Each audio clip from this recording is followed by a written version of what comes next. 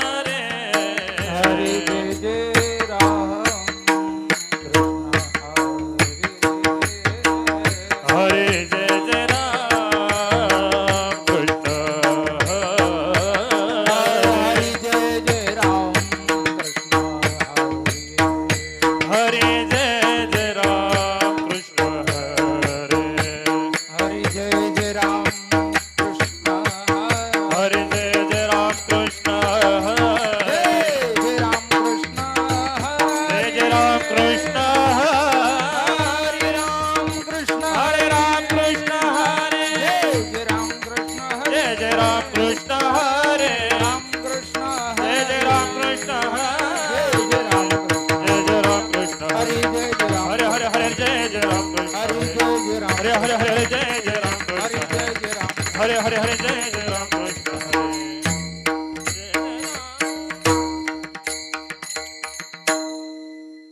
सुंदर ते ध्यान उभे विठे सुंदर ते ध्यान उभे विठे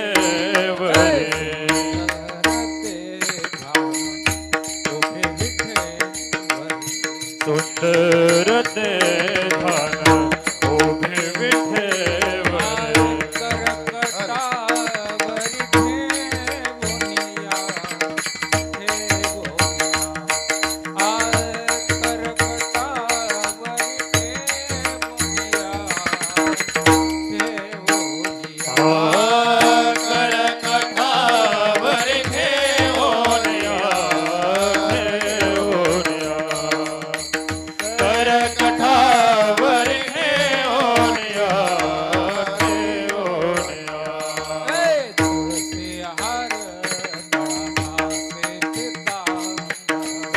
हर गळा दास पितांबर हर गळा हर गळा दास पितांबर आवडे निराकर हेच ध्यान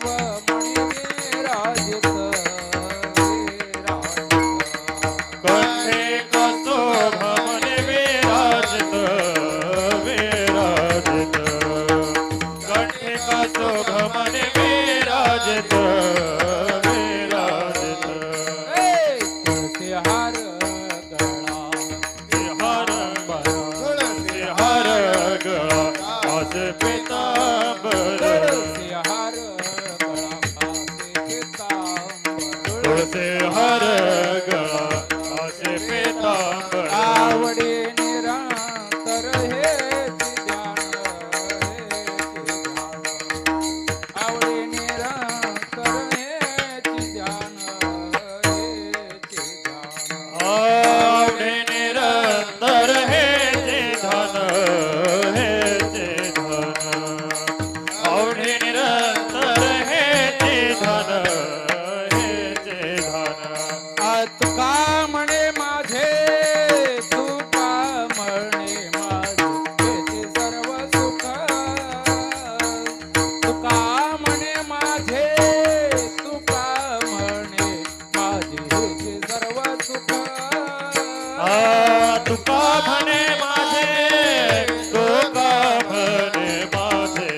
हेचे सर्व सुख तुका म्हणे माझे तुका म्हणे माझे हेचे सर्व सुख पाहिला त्रिमुख वदीन, पाहिना त्रिमुख त्रिमुख वदीन, पाहिना त्रिमुख तुळसी हार गळा, तुळसी हार गळा,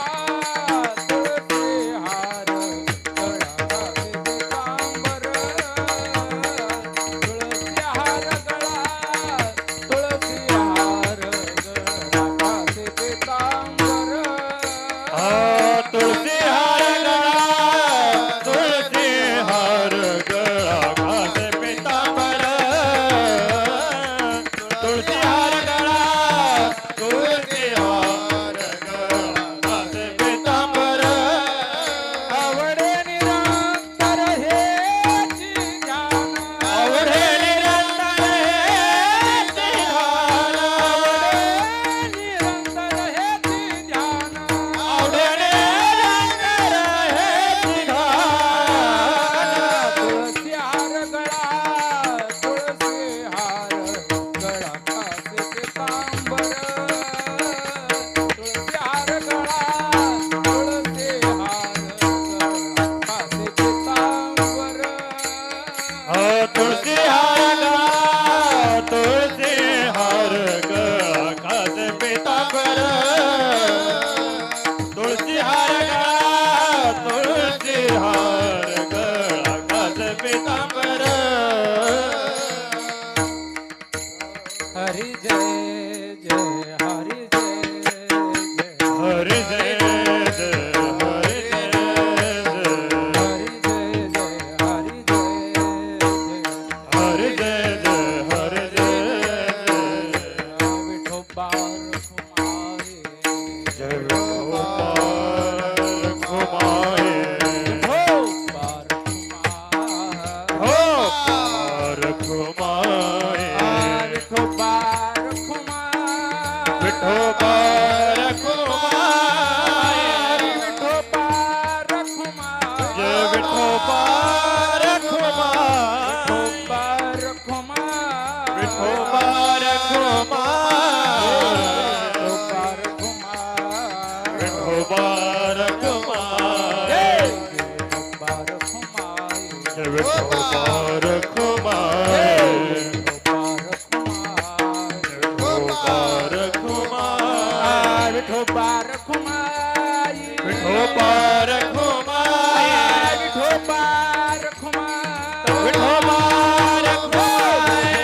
रखुमाई, विठोबार घुमाए विठोबा रखुमाई. विठोबार घुमाए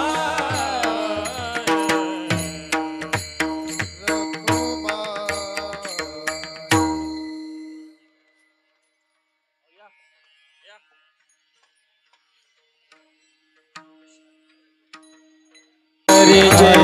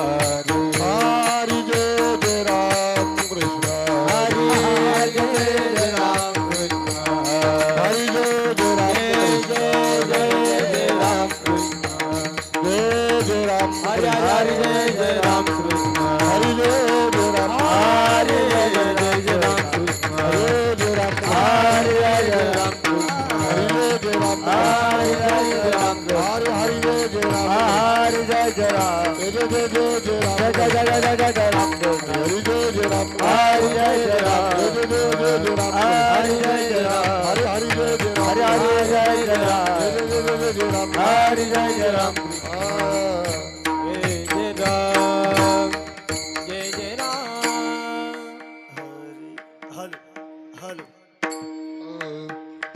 अर्प पाहता लोचनी लोचनी रूप पाहता लोचनी आलोचने रूप पाहता लोचने लोचने रूप पाहता लोचने लोचने रूप पाहता लोचनी लोचनी रूप पाहता लोचनी लोचने रूप पाहता लोचने लोचने रूप पाहता सुख झाले ओ साजनी सुख झाले हो साजने वहा विठ्ठल बरबा बरबा तुहा विठ्ठल बरबा सुख झाले सुख झाले तुहा विठ्ठल बरवा तुहा विठ्ठल तुहा माधव बरबा तुहा माधव बरबा तुहा विठ्ठल बरबा बरबा तुहा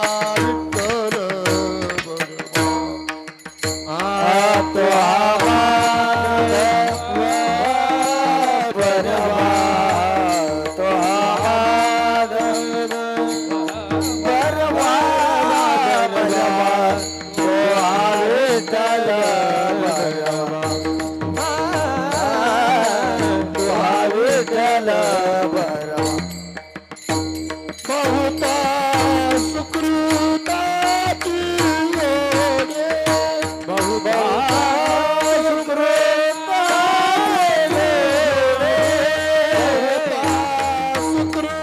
सुकृताची जोडी बहुता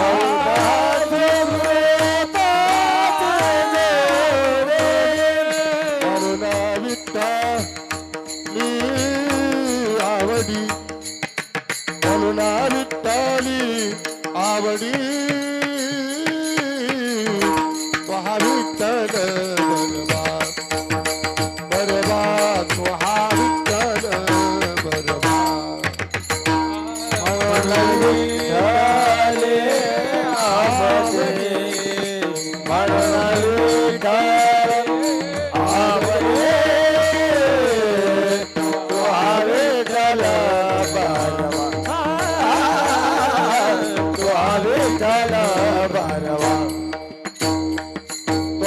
माधव बरबा तुहा माधव बरबा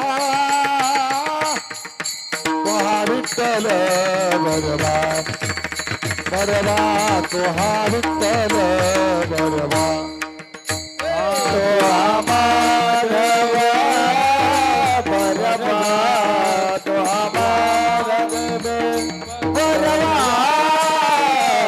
तुहा विठ्ठल बरबा बरबा तुहा विठ्ठल बरबा सर्व सुखाचे आगर माप रखना देवीवर तो हा विठ्ठल बरबा बरबा तो हा विठ्ठल बरबा सर्व सुखाचे आगर तो हा विठ्ठल बरवा बरवा तो हा विठ्ठल बरवा तो हा विठ्ठल बरवा तो हा माधव बरवा तो हा विठ्ठल बरवा तो हा माधव बरवा तो हा विठ्ठल बरवा तो हा माधव बरवा तो हा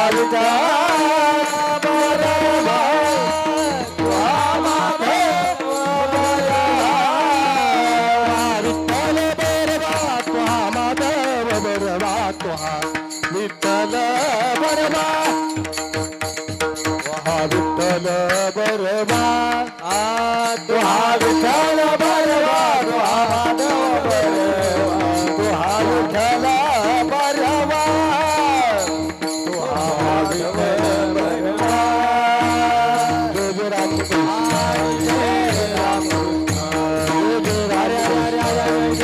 रामकृष्ण जय जय रामकृष्ण हरे जय रामकृष्ण जय जय रामकृष्ण हरे जय रामकृष्ण जय जय रामकृष्ण हरे जय रामकृष्ण जय जय रामकृष्ण हरे जय रामकृष्ण जय जय रामकृष्ण हरी जय जय रामकृष्ण जय जय रामकृष्ण हरी जय जय राम जय रामकृष्ण हरे जय रामकृष्ण हरे जय राम जय राम अनंत ब्रह्मांडे उदरी हरि हा बालक नंदागरी हरि हा बालक नंदागरी हरि हा बालक नंदागरी आनंद ब्रह्मांड उदरे हरि हा बालक नंदा घरी हरि हा बालक नंदा घरी हरि हा बालक नंदा घरी अनंत ब्रह्मांड उदरी हरि हा बालक नंदागरी हरि हा बालक नंदागरी हरि हा बालक नंदागरी ब्रह्मांड उदरे हरि हा बालक नंदा घरी हरि हा बालक नंदा घरी हरि हा बालक नंदा घरी नवल केवडे नकळे कानो बाचे कोडे नकळे कानो बाचे कोडे नकळे कानो बाचे कोडे नवल के बड़े नकळे कानो भाचे कोडे नकळे कानो भाचे नकळे कानो भाचे कोडे पृथ्वी जेने तृप्त केली त्यासी यशोदा भोजन घाली त्यासी यशोदा भोजन घाली त्यासी यशोदा भोजन घाली त्याचे यशोदा भोजन घाली त्याचे यशोदा भोजन घाली भोजन घाली केवळे केवळे नकळे कानो बाचे कोडे नकळे कानो बाचे कोडे नकळे कानो बाचे कोडे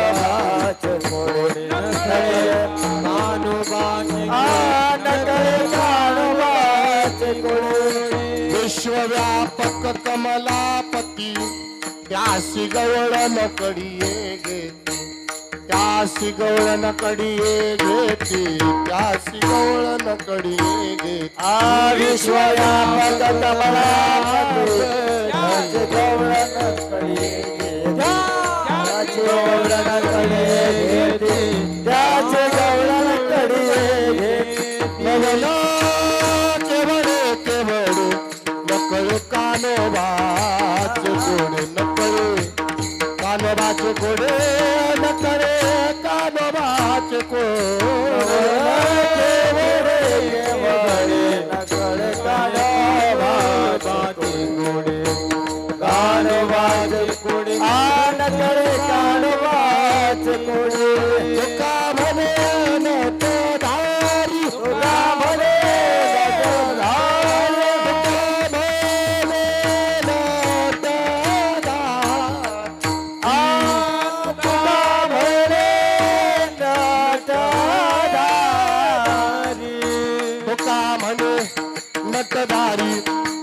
भोगुनी ब्रह्मचारी भोग भोगुनी ब्रह्मचारी भोग भोगुनी ब्रह्मचारी तुका म्हणे न जाणारे भोग भोगुनी ब्रह्मचारी भोग भोगुनी ब्रह्मचारी भोग भोगुनी ब्रह्मचारी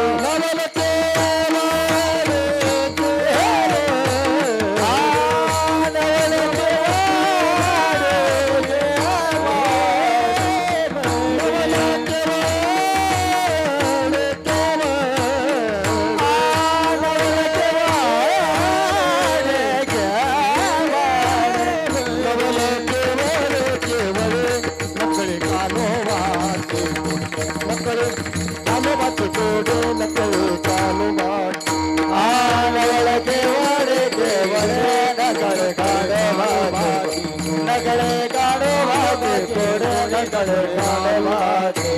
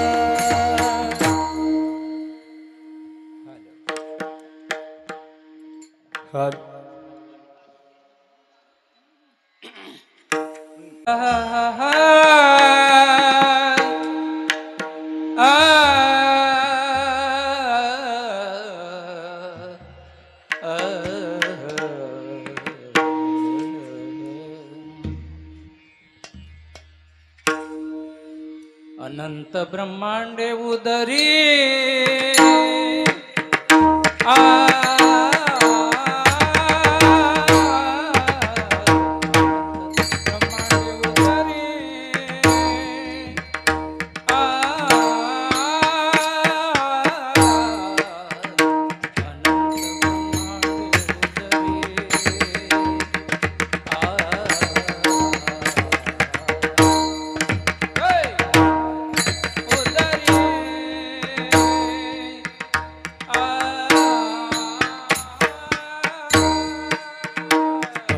ब्रह्मांडे उदरी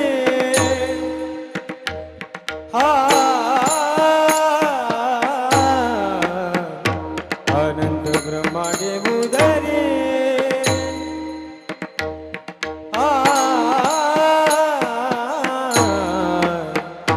अनंत ब्रह्मांडे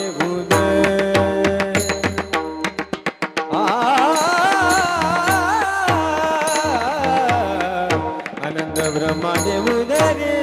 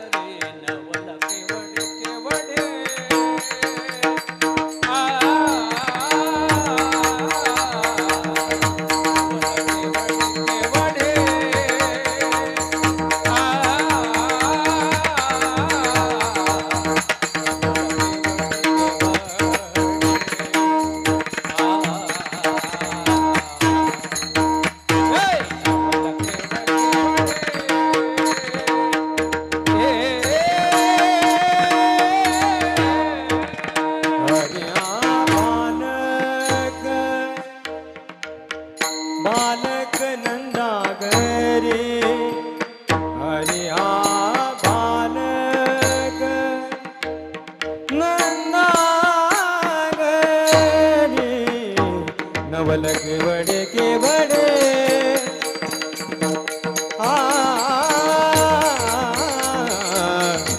नवल केवडे केवडे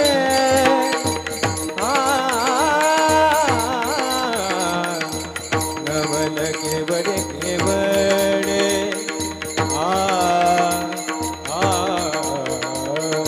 नवल केवडे केवडे नवल केवडे केवडे नकळे कानोबाचे कोडे नकळे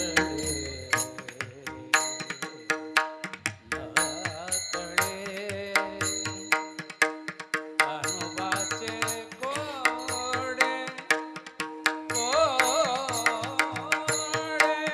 नकळे हे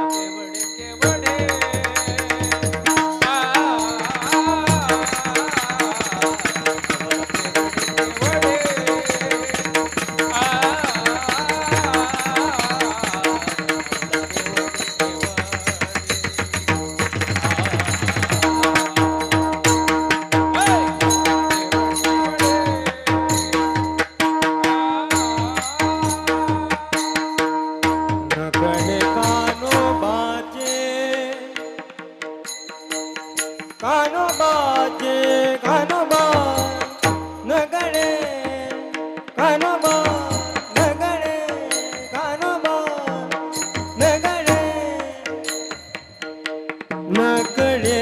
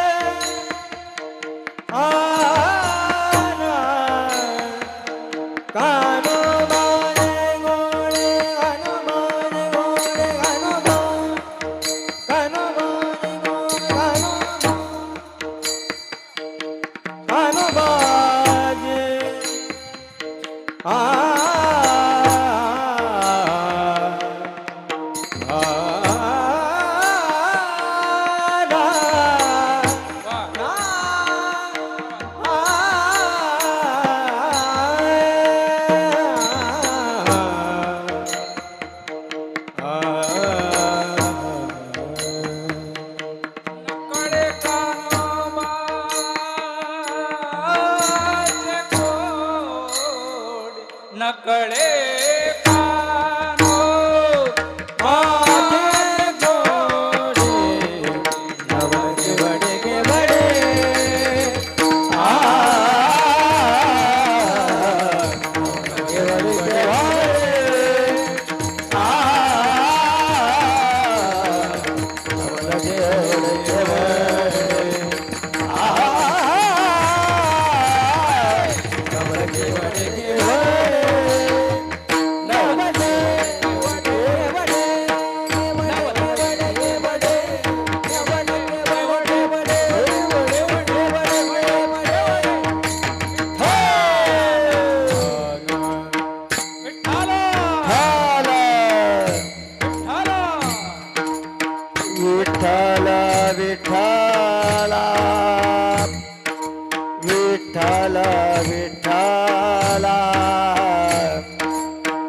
विठ्ठल विठ्ठल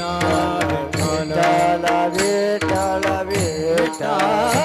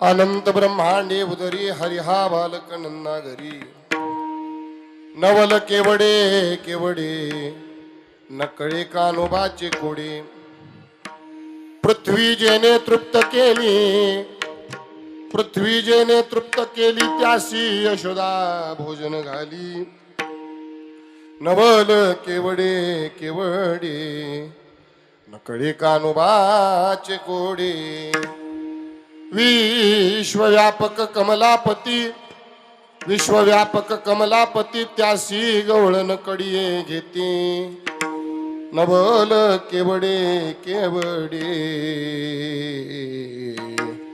नकळे कानुबाचे कोडे तुका म्हणे नटधारी भोग भोगुनी ब्रह्मचारी नवल केवडे केवडे नकळे कानुबाचे कोडे महायोगपीठे तटे मृत्यामरम पुंडरीका यदा तुमनिंद्रे समागत्य तिष्ठन्तमानंद कंदम परब्रह्मलिंगम भजे पांडुरंगम पांडुरंगा करू प्रथम नमन दुसरे चरण संतांजिया त्यांच्या कृपादाने कधेचा विस्तारू बाबाजी सद्गुरुदास तुका मनोजवम मारुतुल्य वेगम जितेंद्रियम बुद्धिमताम वरिष्ठम वातात्मजम वानरयोत मुख्यम श्रीरामदूतम शरणं प्रपद्ये शरण शरण जय हनुमंता तुम्हा आलो रामदूता काय भक्तेच्या त्या वाटा मज दावा व्यासुभटा आता अभिनव भागविलासिनी जे चातुर्य अर्थ कला कामिनी ते शारदा विश्वमोहिनी नमिनिमिया नदी दिव्य गोदा तटेचा विलासी सदा प्रिय जो सज्जना वैष्णवासी जया वर्णिता प्रेम अत्यंत चित्ता नमस्कार माझा श्री गुरु एकनाथा सेवे लागी सेवक झालो सेवे लागी सेवक झालो सेवे लागे सेवक झालो सेवे लागे सेवक झालो सेवे लागी सेवक झालो सेवे लागी सेवक झालो सेवे लागे सेवक झालो सेवे लागे सेवक झालो तुमच्या लागलो निज चरणा तुमच्या लागलो निज चरणा अहो स्वामी तुकया देवा अहो स्वामी तुकया देवा तुमच्या लागलो निज चरणा तुमच्या लागलो निज चरणा आहो स्वामी तुकया देवा आहो स्वामी तुकया देवा सेवे लागे सेवक झालो तुमच्या लागलो निज चरणा आहो स्वामी तुकया देवा यावर नकार वावे सेवे लागे सेवक झालो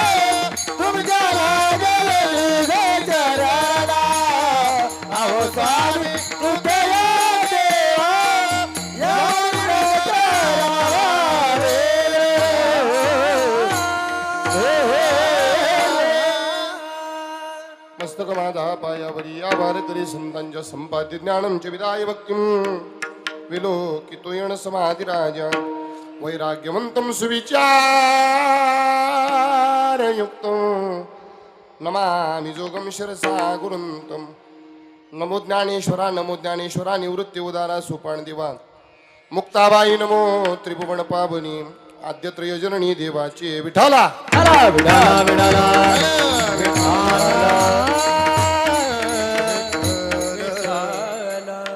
अनंत ब्रह्मांडे उदरी हरि हा बालक नंदागरी नवल केवडे केवडे न कळे कानोबाचे कोडी अखिल गुरुनिधान करुणावरुणाले भक्त वात्सल रुक्मिणीकांत रुक्मिणी प्राण संजीवन पंढरपूर निवासी पांडुरंग परमात्म्याच्या चरण कमलावर साष्टांग प्रणिपात करून साधकांचे मायबाप योगी यांची माऊली आळंदीत निवासी श्री माऊली महाविष्णू ज्ञानोबारा यांच्या समाधीस्थ साष्टांग प्रणिपात करून शांतीब्रह्मनाथ बाबा यांच्या चरणावर नतमस्तक होऊन जगद्गुरु तुकोबारा यांना वंदन करून स्वानंद सुखनिवासी सद्गुरु जोग महाराज यांच्या चरणावर नतमस्तक होऊन किंबहुना आद्याचार्यांपासून आचार्यांपर्यंत असणारे संत महंत कीर्तनकार प्रवचनकार टाळकरी माळकरी आणि उपस्थित तुम्ही सर्व गावकरी तुम्हा सर्वांच्या चरणावर नतमस्तक होऊन आज या कीर्तन पुष्प सेवेकरता गायलेला अभंग चंद्रभागेसारख्या पवित्र असणाऱ्या जगद्गुरु तुकोबारांच्या अभंग संहितेतील गवळणी या प्रकरणातला असून यामधून जगद्गुरु तुकोबाराय नंद राजा यशोदा माता आणि गवळणींच्या भाग्याचं वर्णन करतायत विठ्ठल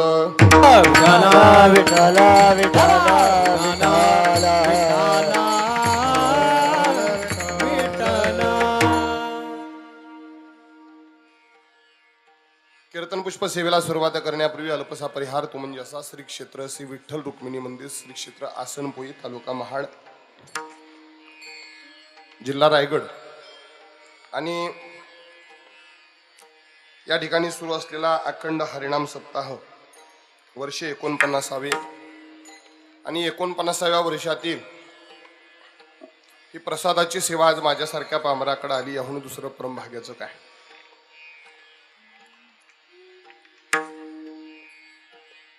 गेली 3 दिवस म्हणजे आजचा 3रा दिवस आहे आपण भगवान परमात्म्याच्या नामचिंतनाचा हा सोहळा सुंदर करताय. रात्रीही बोलून गेलो पुन्हा सांगेल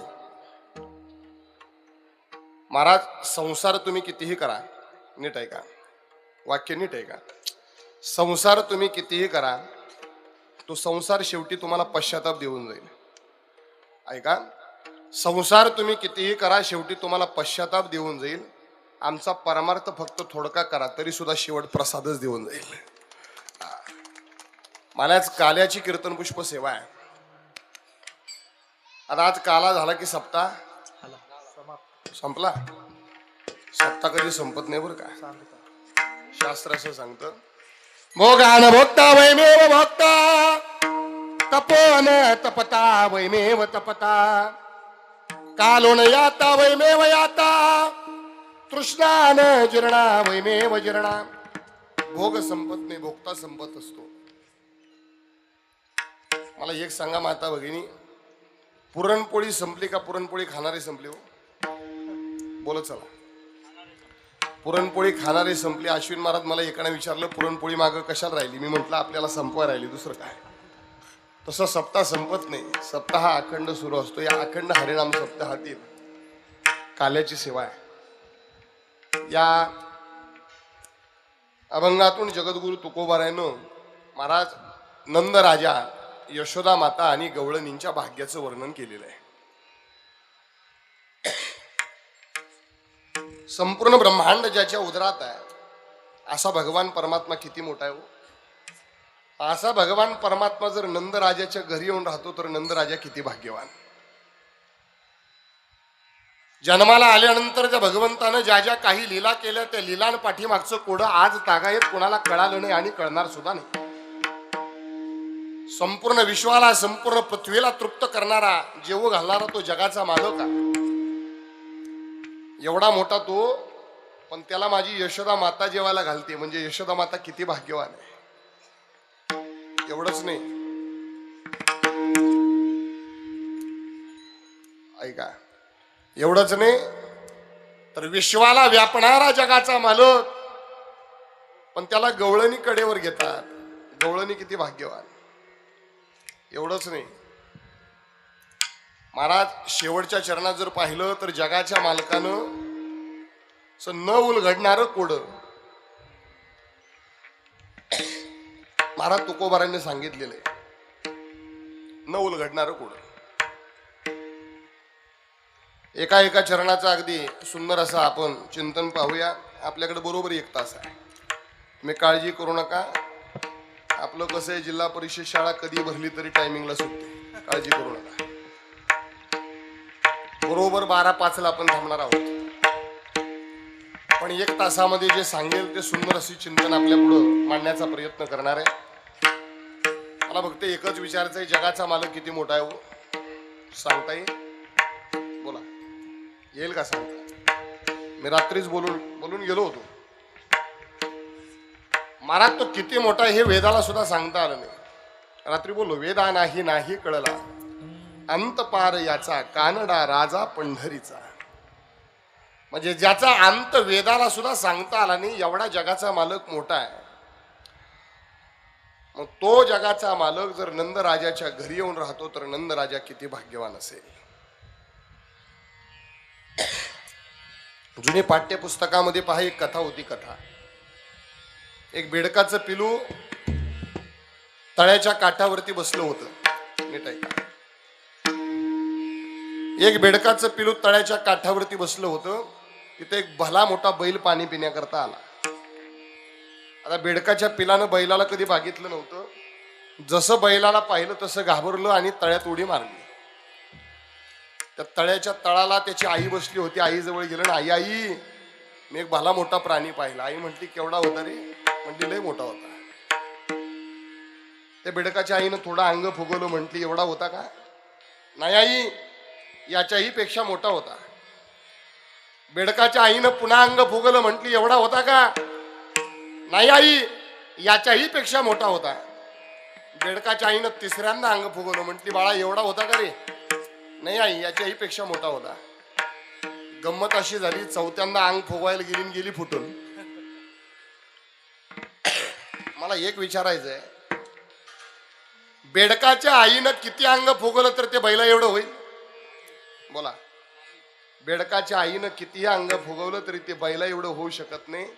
तसं क्षमा मागून बोलेल आपल्यासारख्या बेडकानं त्या जगाच्या मालकाचं वर्णन करणं एवढं सोपं नाही दादा. साधं नाही दादा. ज्याचा अंत या जगाच्या पाठीवरती कुणालाच कळाला नाही, एवढा जगाचा मालक मोठा आहे. मग त्याला जर नंदराजाच्या घरी जर तो राहत असेल तर नंदराजा किती भाग्यवान असेल. मी नेहमी एक उदाहरण देतो बा. रामभाऊ नावाचा एक शेतकरी आहे. त्या शेतकऱ्याच्या पोरीचं लग्न होतं. लग्नासाठी सगळ्याला निमंत्रण दिलं आणि रामभाऊच्या ध्यानात आलं म्हणे त्याच्या सुदैवानं आपला मित्र पण लहानपणापासून एका बेंचवरती शिकलो, पण आज सुदैवानं महाराष्ट्राचा मुख्यमंत्री आहे. आत्ताच्या देवेंद्रजींचा विचार करू नका, मी कथेतलं सांगतोय ऐका.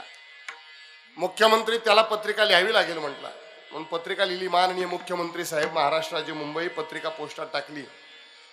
पत्रिका मुख्यमंत्री साहेबाच्या बंगल्यावर आली. आता बंगल्यावरती आल्यानंतर पीएनं सगळ्या पत्रिका रोजच्या पद्धतीने टेबलावरती ठेवल्या. पीएनं पत्रिका ठेवल्यानंतर मुख्यमंत्री साहेब आले, खुर्चीवरती बसले. एक एक पत्रिका वाचायची, बाजूला ठेवायची.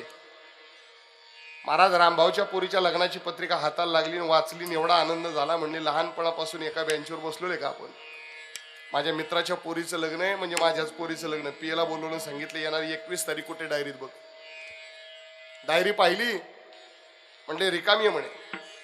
एक काम कर, 21 तारीख रिझर्व करून ठेव. मी कुठं जाणार आहे तेवढं गाड्या कोणाला सांगायचं नाही.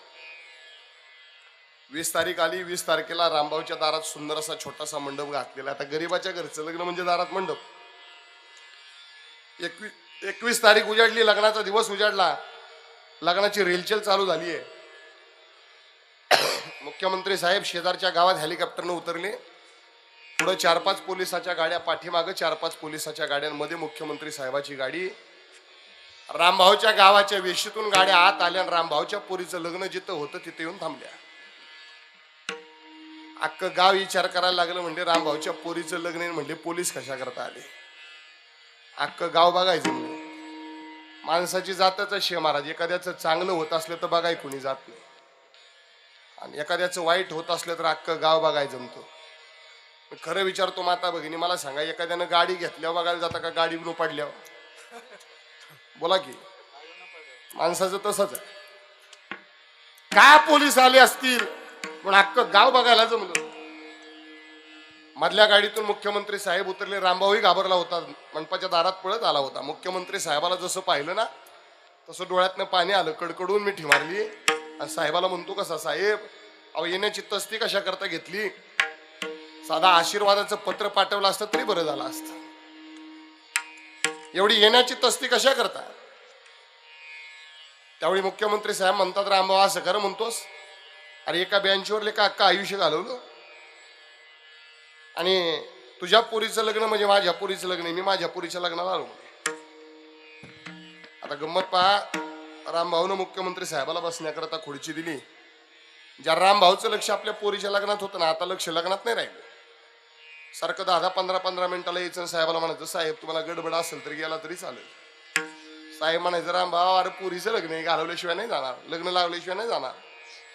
लग्न लागलं, इकडे नवरा नवरी हार घालतायत, तवरच रामभाऊ मुख्यमंत्री साहेबाजवळ, साहेब झालं लगीन, गेला तरी चालेल.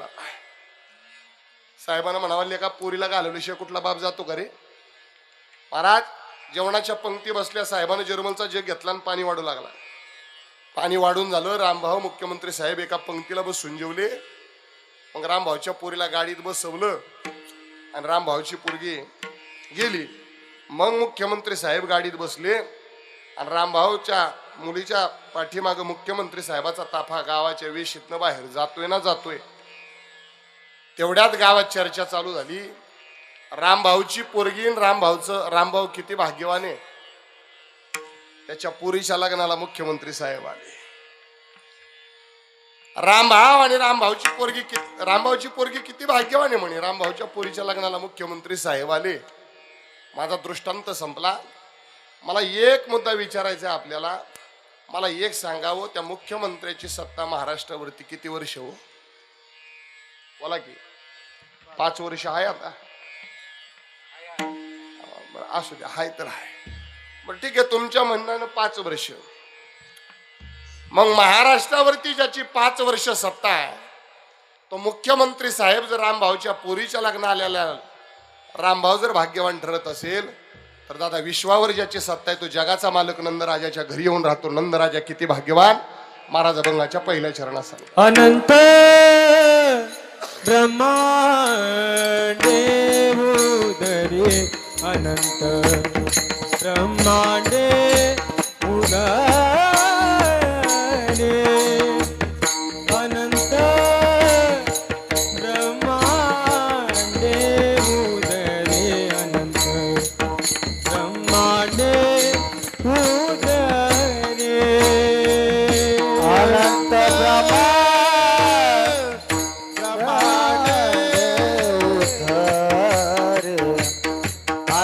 ब्रह्मांडे अनंत ब्रह्मांड उदरे, अनंत ब्रह्मांड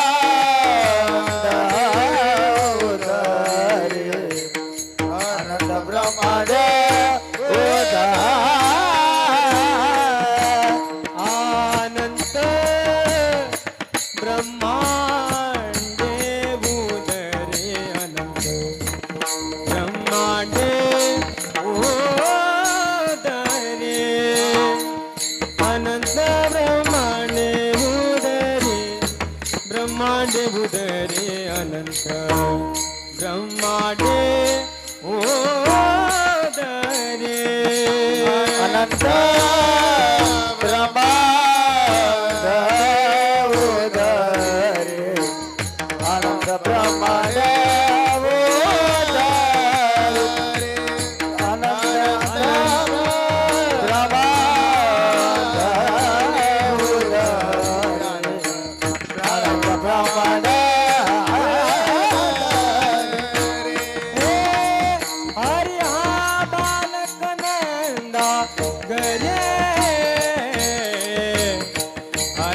बालक नंदा गे हरी हा बालक नंदा गे हरी हा बालक नंदा गे नवल केवडे केवडे नवल केवडे केवडे नवल केवडे केवडे नवल केवडे केवडे हरी हा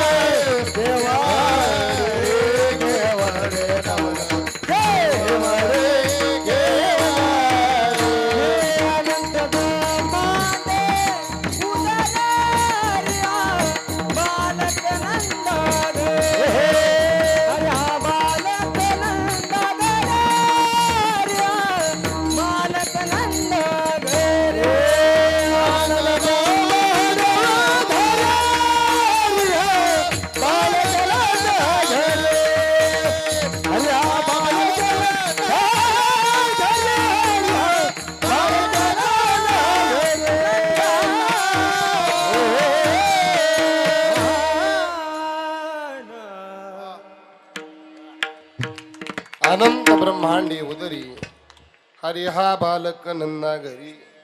महाराज किती मोठा देव, किती मोठा. कृष्ण परमात्म्याच्या घरी लग्न होतं बरं का. आता लग्न होतं कृष्ण परमात्म्याजवळ. नारद महर्षी आले आणि म्हणतात, ए देवा, अरे सगळ्याला पत्रिका दिलेली का, पण थोरल्या सासऱ्याला दिली का म्हणे तुझ्या. आता कृष्ण परमात्म्याचा थोरला सासरा कोण हो? बोला कोण. अहो समुद्र मंथन करताना लक्ष्मी माता निघाल्या होत्या, म्हणजे समुद्र कोण झाला, सासरा झाला. म्हणजे गड्या सगळ्याला पत्रिका दिली, पण तेवढ्या गड्या सासऱ्याला द्यायची राहिली.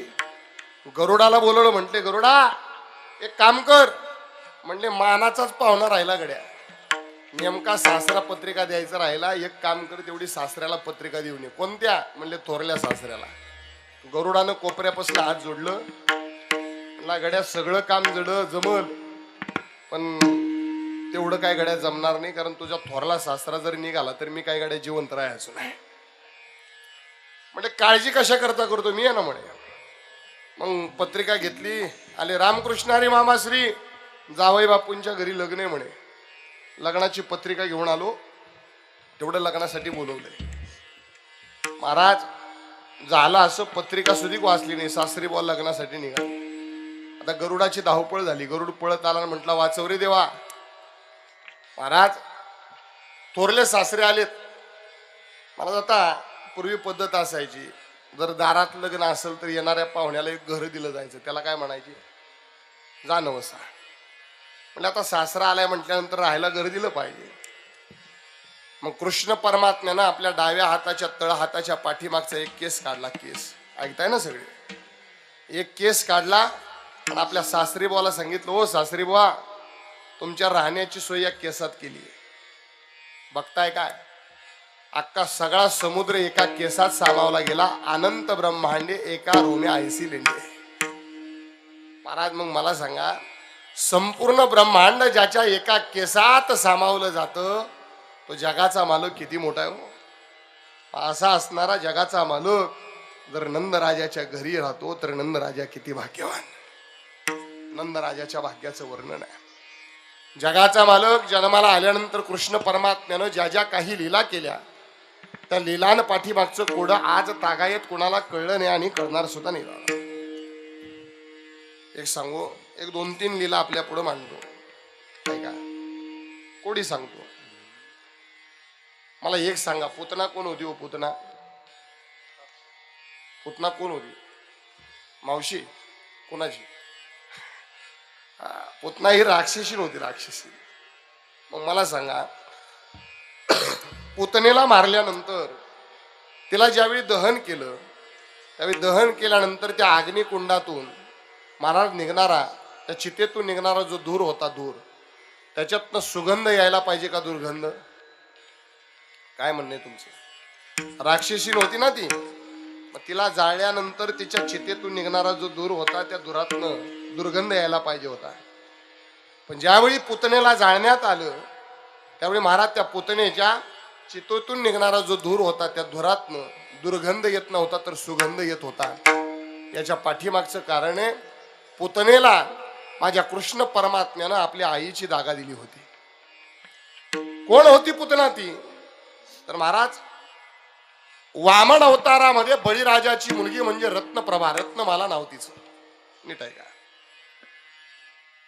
वामन अवतार घेतला आणि बळीराजाला माळात पाताळामध्ये धाडण्याकरता वामनदेव आले आणि वामनदेवाचं स्वरूप रूप महाराज त्या रत्नप्रभेनं, रत्नमालेनं पाहिलं आणि त्या रत्नमालेच्या मनात आलं, असा सुंदर मुलगा जर माझ्या पोटी जन्माला आला तर मी माझ्या स्तनातलं दूध त्याला पाहिजे, मी माझं दूध त्याला पाहिजे. झाला असं, पण थोड्याच वेळात काही विपरीत घडलं. वामन देवानं बळीराजाच्या मस्तकावरती पाय ठेवला आणि बळीराजाला पाताळात धाडलं. हे पोरीनं पाहिलं, रत्नप्रभेनं पाहिलं. मग ती रत्नप्रभा म्हणते, एवढा सुंदर पोरगा असला म्हणून काय झालं, पण बापाला मारले ना माझ्या. असा नालायक पोरगा जर माझ्या पोटी जन्माला आला तर मी माझ्या स्तनामध्ये विष भरून त्याला पाजील, म्हणून त्या जन्मातली इच्छा या जन्मात पूर्ण केली. नकळे कानोबाचे पुढे. महाराज कृष्ण परमात्मा जन्माला आल्यानंतर ज्या ज्या काही लीला केल्या, त्या लीलान पाठीमागचं कोडं आज तागायत कोणाला कळलं नाही आणि कळणार सुद्धा नाही. काय कोड आहे? जगाचा मालक एकदा मथुरेत फिरायला निघाला. जात असताना वडिलांना म्हणतात, बाबा मी मथुरा फिरायला निघालोय. वसुदेव म्हणतात, नको जाऊ रे, तिथं सगळे तुझे शत्रू राहतात, तुला मारण्याचा प्रयत्न करतील, पण ऐकेल तो कृष्ण कसा? महाराज या ठिकाणी प्रभू रामचंद्र असते ना, तर प्रभू रामचंद्रानं कसं विचारलं असतं सांगतो, नीट आहे का? प्रभू रामचंद्र आणि कृष्ण परमात्मा या दोन चरित्रात जमीन आसमानचा फरक आहे. प्रभू रामचंद्र असते ना तर म्हणाले असते, बाबा मी मथुरा फिरायला जाऊ का हो? शब्द वाक्यातला बदल बघा. बाबा मी मथुरा फिरायला जाऊ का हो? याचं तसं नाही, बाबा मी मथुरा फिरायला निघालोय. हा फरक आहे. महाराज प्रभू रामचंद्र हे आज्ञाधारी होते आणि कृष्ण परमात्मा स्वतःचा हेका पूर्ण करणारे होते. एवढंच नाही, प्रभू रामचंद्र एक वचनी एक पत्नी याचं सांगायलाच नको. ऐका अजून सांगू. प्रभू रामचंद्रांचा वर्ण गोरा आणि कृष्ण परमात्मा सावळा म्हणजे काळा.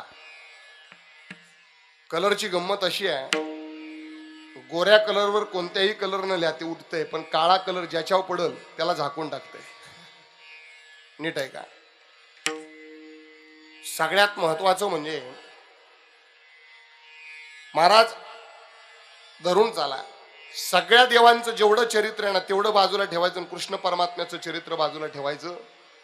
महाराज कृष्ण परमात्म्याचं चरित्रच गोड वाटतं आपल्याला. ऐका मग अजून काय, तर प्रभू रामचंद्रांचा जन्म दुपारी 12 वाजता आणि हे सगळे झोपल्यावर रात्री 12 वाजता.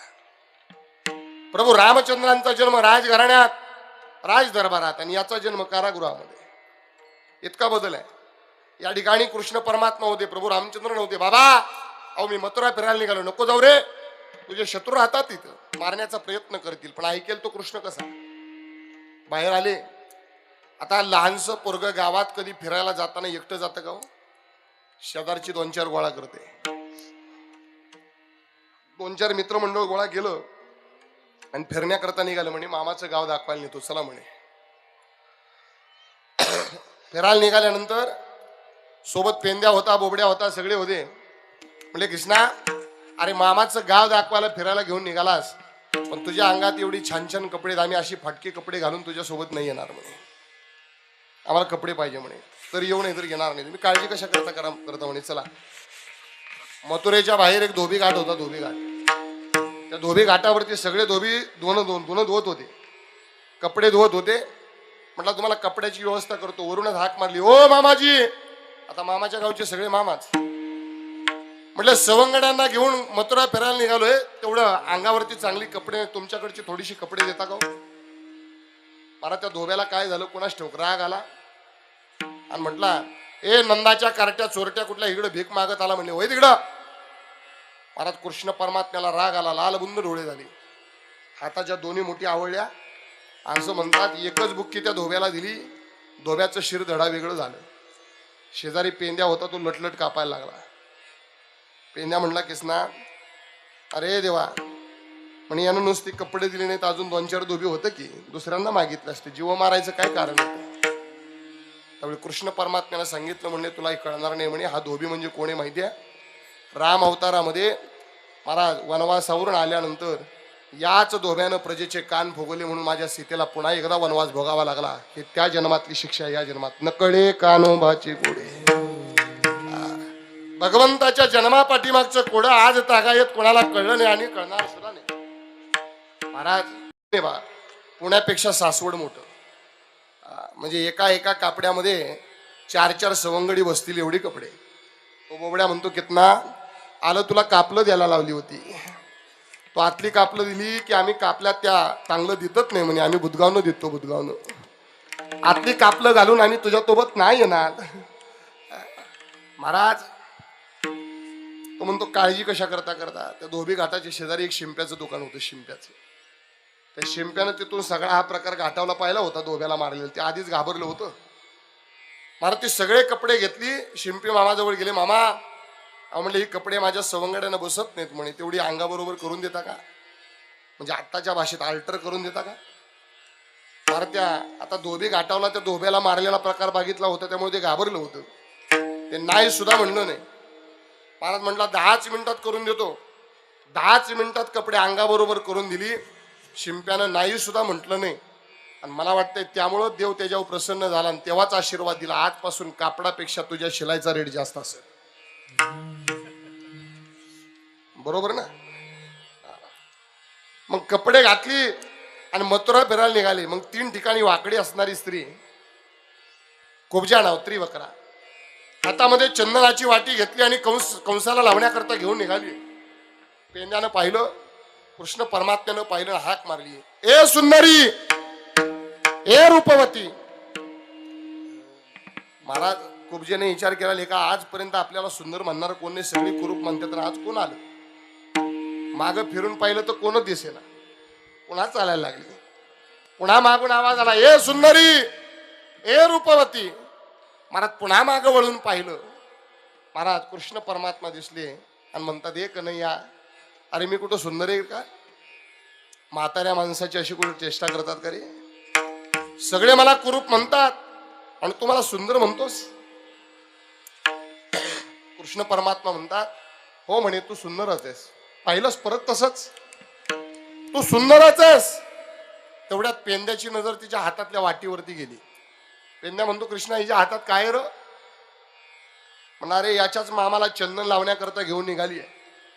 पेंद्या म्हणतो, आम्हालाही चंदन लावायचंय. कृष्णाने सांगावं, ए सुंदरी, एवढे काम करते का? माझ्या सवंगड्यांना तुझ्या हातातलं चंदन लावतेस का ग? महाराज नाही सुद्धा म्हटलं नाही बरं. महाराज 3 बोटं त्या चंदनाच्या वाटीत बुडवली आणि सगळ्या सवंगड्यांना चंदन लावलं. सोबत कृष्ण परमात्म्याच्या डोक्याला चंदन लावलं. आणि तेवढ्यात पेंद्याची नजर कृष्णाकडे गेली. कृष्ण परमात्म्याकडे गेल्यानंतर कृष्ण परमात्म्याला महाराज पेंद्या म्हणतो, कृष्णा, तू अगोदरच सुंदर आहेस, पण तो अजून सुंदर दिसू लागला हिनं चंदन लावल्यामुळं. इतका सुंदर, इतका सुंदर, किती सुंदर. राजस सुकुमार, मदनाचा पुतळा. राजस सुकुमार, मदनाचा पुतळा. रवी शशी कळा लोपनिया. कस्तुरी मळवट चंदनाची बुटी कस्तुरी मळवट चंदनाची बुटी अजून सुंदर दिसायला लागलास. महाराज कृष्ण परमात्म्याला आनंद झाला. कृष्ण परमात्म्यानं आपल्या उजव्या हाताची करंगळीच्या शेजारची 3 बोटं घेतली आणि त्या कुबजेच्या नुसत्या हानवटीला लावली आणि वरती उचललं. 3 ठिकाणी वाकडी होती ती स्त्री सरळ झाली. सुंदर दिसायला लागली. पेंद्या म्हटला कृष्णा अरे नुसतं चंदन लावल्यावर जर तू सरळ करतोयस आणि सुंदर करतोयस नका तुझा जोडीदार एवढ्या दिवस लांगडायला का तुझ्यासोबत. मला आधी सांगितलं असतं तर अख्ख्या अंगाला चंदन लावलं असतं तुझ्या. त्यावेळी पेंद्यानं म्हटल्याबरोबर कृष्ण म्हटला अरे तसं नाही म्हणे. ही कुबजा म्हणजे कोणी माहितीये का. राम अवतारामध्ये माझी आई माझी चुलती कैकई तिची दासी म्हणजे मंथरा. मग याच्या तळपायाची आग मस्तकाला पोचली. म्हटला लेका त्या धोब्यानं प्रजेचं कान फुगवलं तर तुझ्या बायकोला वनवास भोगावा लागला म्हणून त्याला जीव मारलास. मग या मंथरेनं तर कैकईचं कान फुगवलं ना म्हणून तुला वनवास भोगावा लागला आणि तू हिला सुंदर केलीस. त्यावेळी कृष्ण परमात्मा म्हणतो लेका तुला याच्या पाठीमागचं कोडं नाही कळणार. म्हणे या मंथरेनं जर कैकईचं कान फुगवलं नसतं ना तर मी राम म्हणून या जगाला कळालो नसतो. हे मंथरेचे माझ्यावरचे उपकार आहेत म्हणून त्या जन्मातल्या उपकाराची परतफेड या जन्मात न कळे कानोबाचे कोडे. महाराज कृष्ण परमात्मा जन्माला आल्यानंतर त्यानं ज्या ज्या काही लीला केल्या त्या लीलानं पाठीमागचं कोडं आज तागायत नाही कळलं ना आणि कळणार सुद्धा नाही. महाराज भगवंताच्या लीला एवढ्या आहेत असं म्हणतात की नुसतं 7 दिवस नुसती भगवंताची कोडी सांगत बसलं ना तरी कोडी संपणार नाहीत. महाराज एवढी भगवंताची कोडी आहेत. महाराज कोणता राक्षस मारला आणि तो पूर्वी कोण होता आणि का मारला. महाराज एवढं नुसतं सांगत बसलं तरी अख्खी कोडी 7 दिवस पुरणार नाहीत. महाराज एवढी जन्मा पाठीमागची कोडी आहे. महाराज मग तो भगवान परमात्मा आनंद राजाच्या भाग्याचं वर्णन मग त्याच्या जन्मा पाठीमागचं कोडं महाराज अभंगाच्या द्वितीय चरणात. नवल केवडे केवडे नवल केवडे केवडे नवला केवडे केवडे नवला केवडे केवडे नवल केवडे केवडे नवला केवडे केवडे नवला केवडे केवडे नवला केवडे केवडे नकळ कानो बाते कोडे नकळ कानो बाते कोडे नवल केवडे केवडे नवल केवडे केवडे नकळ कानो बाते कोडे नकळ कानो बाते कोडे केवडे केवडे नवल केवडे केवडे नवल केवडे केवडे नकळ कानो बाते कोडे नकळ कानो बाते कोडे नकळ कानो बाते कोडे नवल केवडे केवडे नकळ कानो बाते नकळ कानो बाते नकळ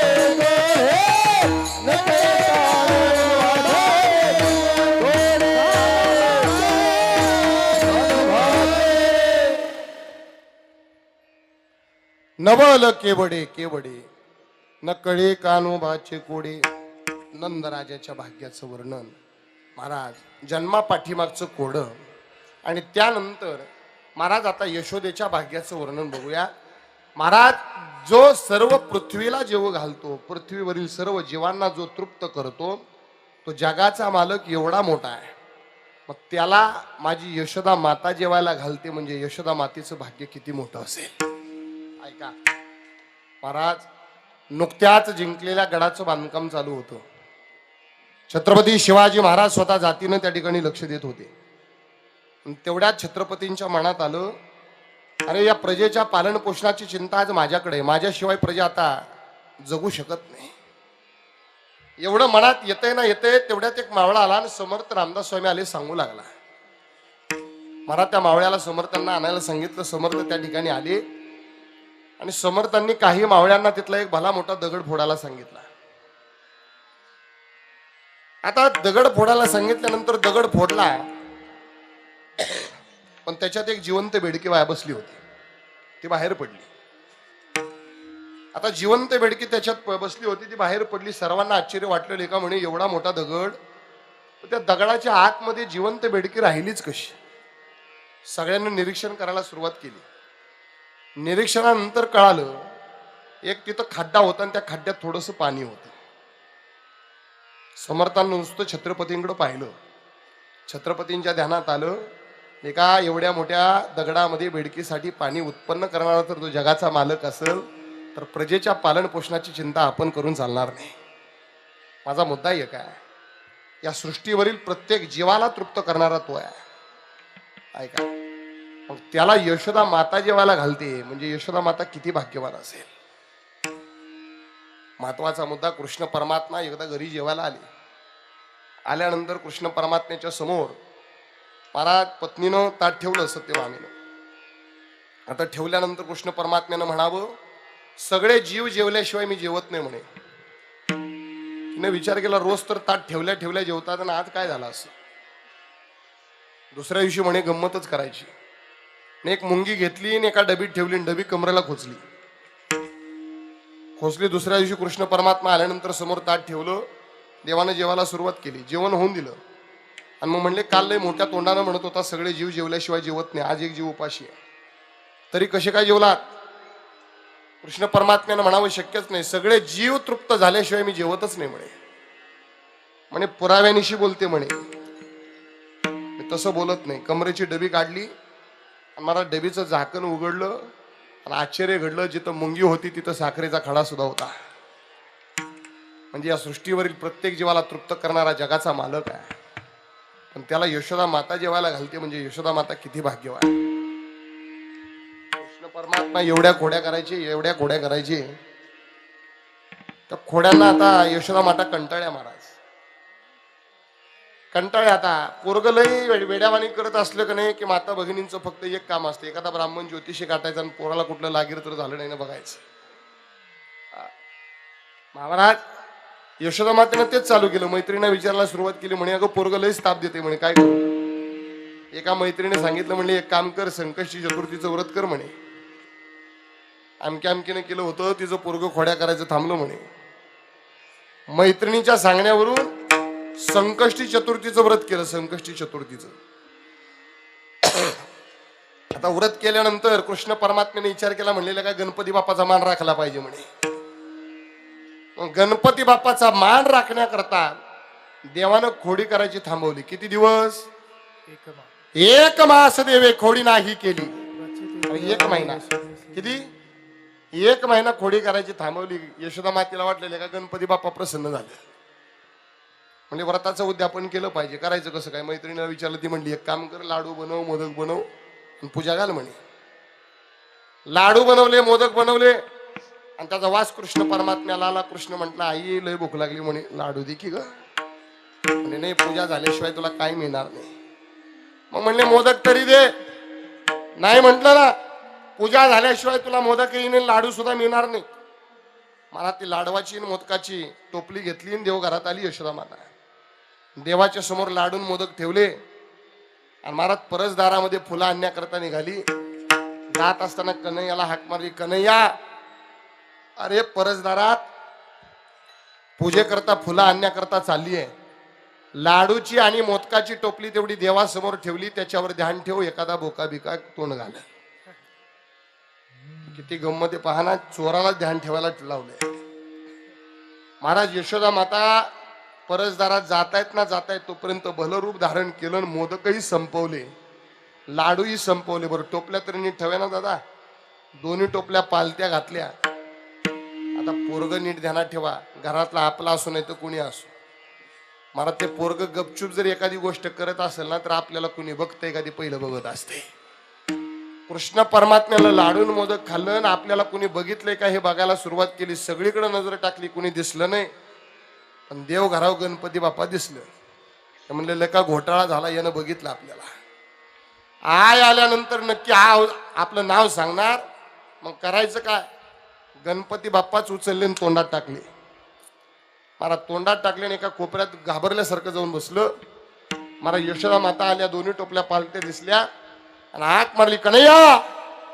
अरे लाडून मोदक काय झाले? आता कन्हैया घाबरल्यागत पळत आला आणि आईच्या पायाला कडकडून मिठी मारली आणि घाबरल्यासारखा म्हणतो, आई अगं तू म्हटली होती एखादा बोका बिका येईल तोंड घालल, पण बोका नव्हता आला. एका भल्या मोठ्या सोंडेचा प्राणी उंदरावर बसून आला होता. मला दम दिला, कोपऱ्यात बसवलं, लाडू खाल्ले, मोदक खाल्ले, निघून गेला. महाराज यशोदा मातेला वाटलं संकष्टी चतुर्थी आपण केली आणि गणपती बाप्पानं आपल्या पोराला दर्शन दिलं. म्हणून गणपती बाप्पाचा आभार मानायसाठी देवघरापाशी आली. देवघरावर बघती तर गणपती बाप्पा गायब. मग तिला कळालं, म्हणे हे आपल्याच पोराची करामती. म्हणे माघारी आली आणि कन्हैयाला विचारलं, कन्हैया खरं सांग, लाडून मोदक काय झाले, गणपती बाप्पा कुठे आहेत? अगं खरंच सांगतो आई, भल्या मोठ्या सोंडेचा प्राणी उंदरावर बसून आला होता, मला दम दिला, लाडू खाल्ले, मोदक खाल्ले, निघून गेला. तो असा ऐकणार नाही म्हणे. महाराज कान धरला, कान. यशोदा मातेनं कृष्ण परमात्म्याचा. मला एक मुद्दा मांडायचा दादा. मला एक सांगावं दादा, या सृष्टीवरील कोणत्या जीवाचं चुकलं तर त्याला कान धरून शिक्षा करणारा तो जगाचा मालक आहे. पण दादा त्या जगाच्या मालकाचे कान धरण्याची ताकद यशोदा मातेची होती. किती भाग्यवान असेल होते. महाराज कान धरल्यानं म्हटली आग कर बघू. त्यामुळे आग केल्यानंतर म्हटली आग केल्यावर एखादा कण तरी दिसल दाताला लागलेला. आग केल्यानंतर काय दिसलं? गणपती बाप्पा दिसले. गणपती बाप्पा म्हणतात, अगं येडे, ज्या व्रताचं उद्यापन करण्याकरता निघाले ना, तो गणपती दुसरा तिसरा कुणी नाही, तुझ्या पोटी जन्माला आलेला तो म्हणजे मीच आहे. तुला जर उद्यापनच करायचं असेल तर मोदक बनव, लाडू बनवून स्वतःच्या हाताने जेव घाल. यशोदा मातेनं पुन्हा मोदक बनवावे, लाडू बनवावे स्वतःच्या हातानं. महाराज कृष्ण परमात्म्याला जेवायला घालावं. मला एक विचारायचंय दादा, विश्वातील जीवांना तृप्त करणारा तो, पण त्याला जर यशोदा माता जेवायला घालते म्हणजे यशोदा माता किती भाग्यवान अभंगाचं. पृथ्वी जेने तृप्त केली, पृथ्वी जेने तृप्त केली, पृथ्वी जेने तृप्त केली, पृथ्वी जेने तृप्त केली, पृथ्वी जेने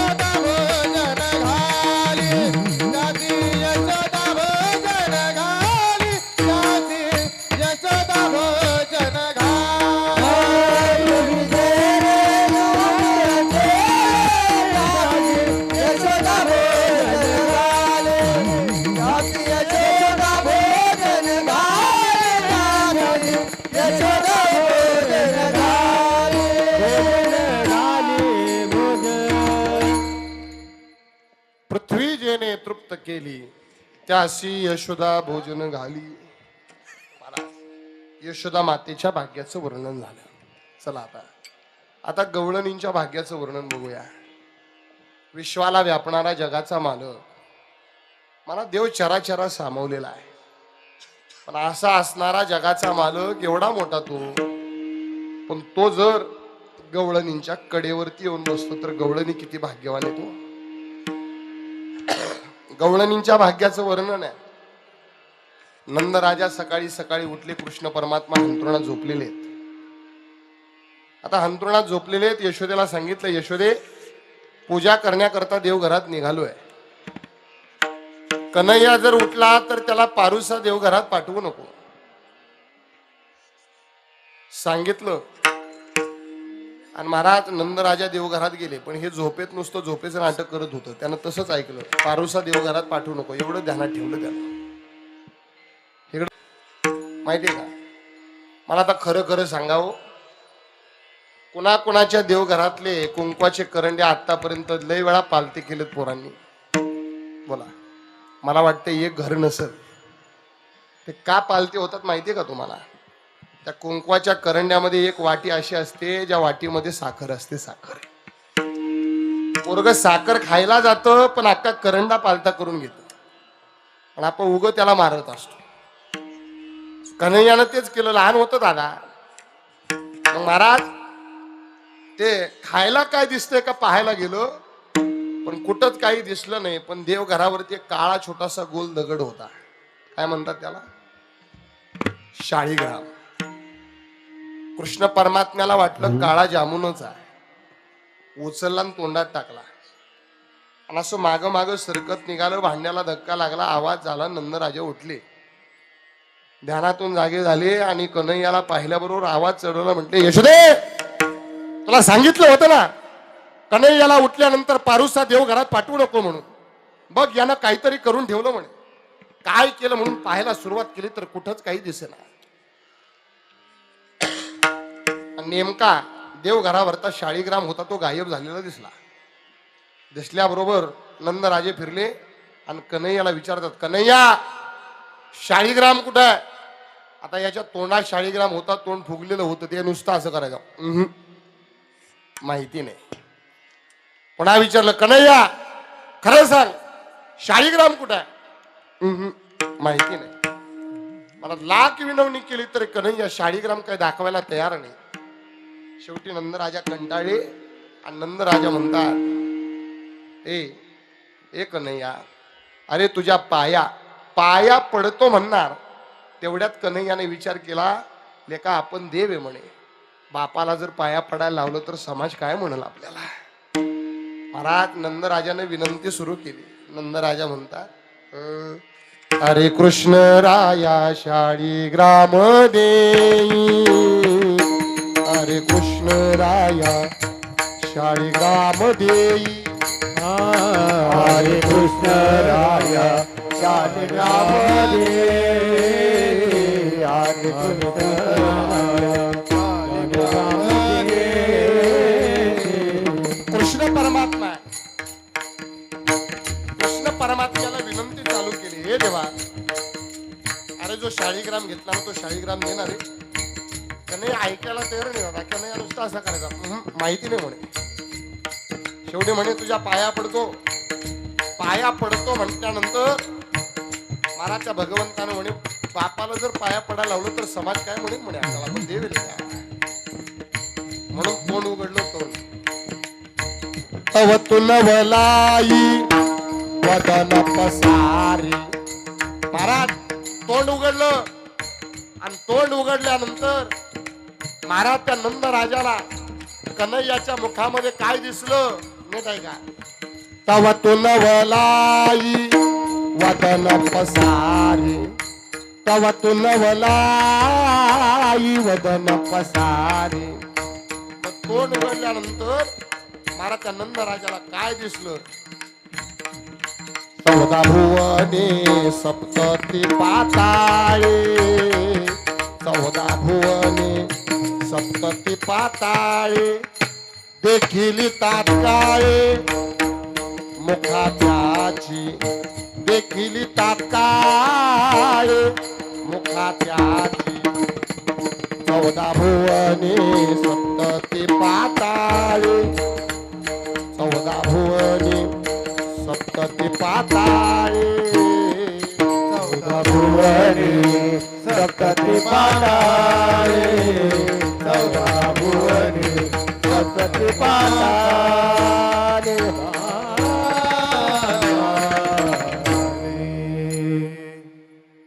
तव तुन भलाई वदन पसारी. का तोंडात काय दिसलो म्हणे 14 भुवने सप्तती पाताळे. मला सांगाव ज्याच्या मुखात 14 भुवन आणि सप्त पाताळ आहे असा असणारा जगाचा मालक, मग तो जर गवळणींच्या कडेवरती बसतो तर गवळणी किती भाग्यवान असतील. महाराज त्या गवळणींच्या भाग्याचं वर्णन केलं. नवे नवे याच्याही पुढे जाऊन जगद्गुरु तुकोबारांना पुढे जाऊन म्हणतात जगाचा मालक.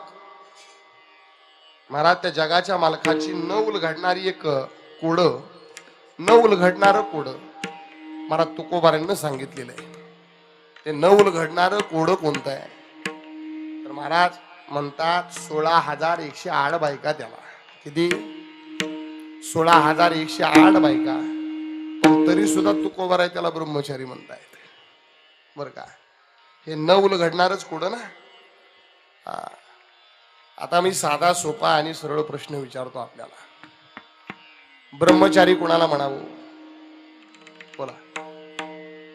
आपण ब्रह्मचारी कोणाला म्हणतो आ बोला की.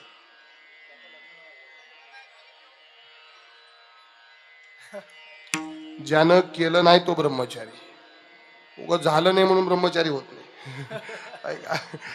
उगं भेटली नाही म्हणून कुठं ब्रह्मचारी असतं का.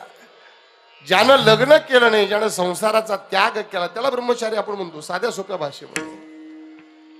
पण आता भगवंताचा विचार केला तर 16,108 बायका त्याला. पण तरी सुद्धा कृष्ण परमात्मा ब्रह्मचारी म्हणतात. कसं काय बरं महाराज. एकदा गवळणी कन्हैया जवळ आल्या आणि कन्हैयाला म्हणतात कन्हैया अरे म्हणे तुला जेवायला घालायचं म्हणे. म्हणजे मला जेवायला घालण्यापेक्षा माझे गुरुजी यमुनेच्या पलीकडे दुर्वास ऋषी आहेत त्यांना जेवायला घाला म्हणे. म्हणले ठीक आहे म्हणे. मला सुंदर असं जेवण बनवलं, 60 खंड्या अन्न बनवलं. आम्हाला यमुनेच्या तीरावरती आल्या, पाहिलं यमुनेला दुथडी पुरा आला होता. देवाला म्हणले हे देवा अरे अन्न बनवले म्हणे, दुर्वास ऋषींना जेवायला घालण्याकरता तुझ्या गुरुजींना जायचंय पण यमुनेला दुथडी पुरा आलाय, जायचं कसं. कन्हैयानं सांगितलं एक काम करा म्हणे, त्या यमुना मातेला माझा निरोप द्या. काय निरोप आहे म्हणे 16,108 बायका करून माझा कृष्ण परमात्मा जर ब्रह्मचारी असेल तर यमुना माते वाढ दे. त्या गवळणीने विचार केला म्हणे बायका बी स्वतःच तोंडानं सांगतोय परत ब्रह्मचारी बी तोच म्हणतोय. पण देवाचा निरोप आहे. यमुना मातेजवळ आल्यावर म्हटल्या 16,108 बायका करून आमचा कृष्ण परमात्मा जर ब्रह्मचारी असेल तर यमुना माते वाढ दे. आश्चर्य घडलं झाला. इकडचं पाणी इकडं, इकडचं पाणी इकडं.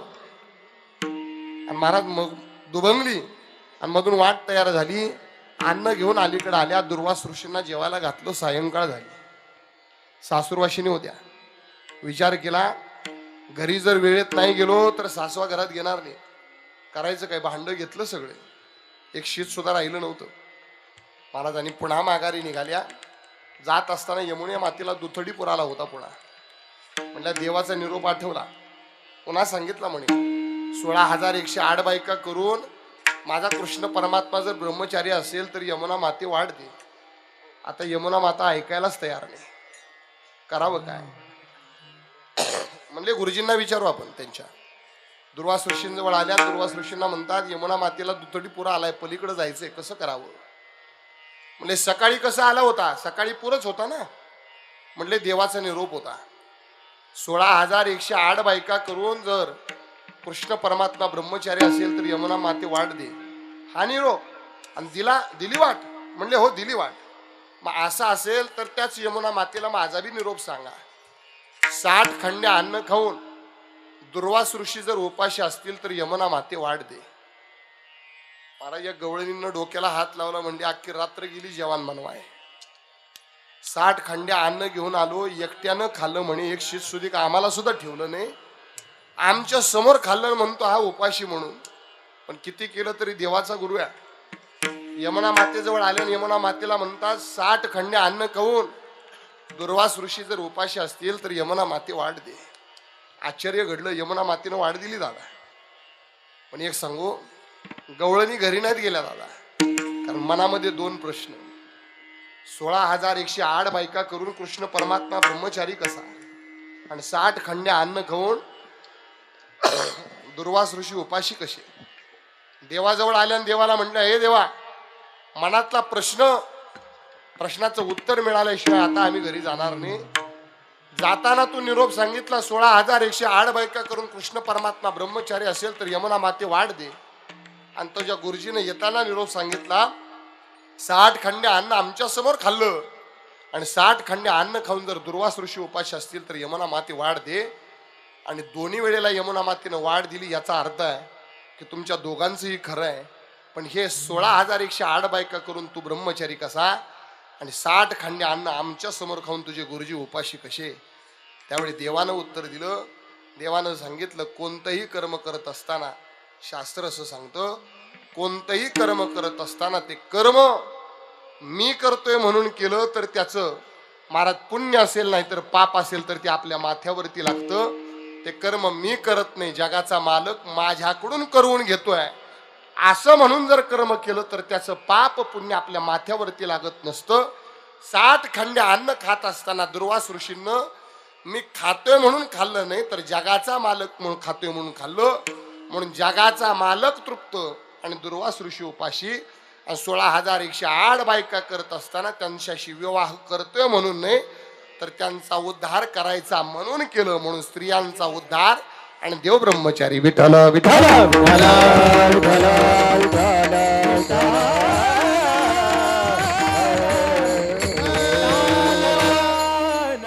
याच वर्णन करतायत अभंगाच्या शेवटच्या चरणात. तुका म्हणत धारी, तुका म्हणत धारी, तुका म्हणत धारी, तुका म्हणत धारी, तुका म्हणत धारी,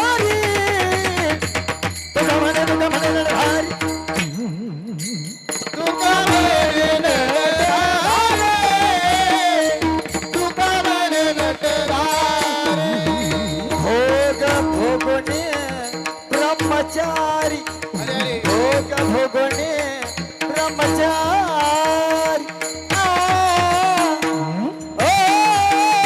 बोल केवळ केव्हा बोल केवळ केवळ भोग भोगणे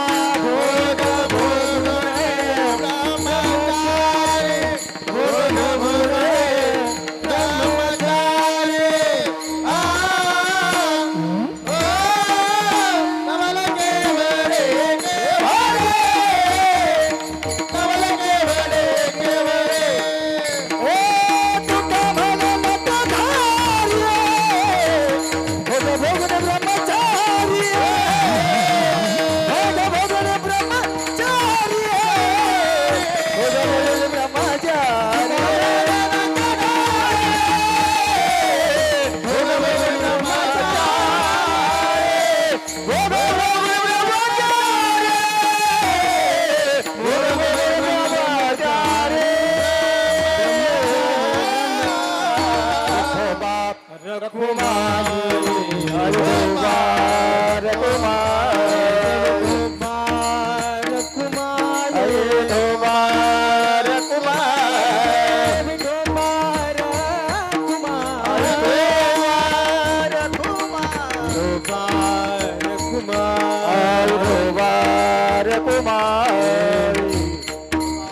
Kumar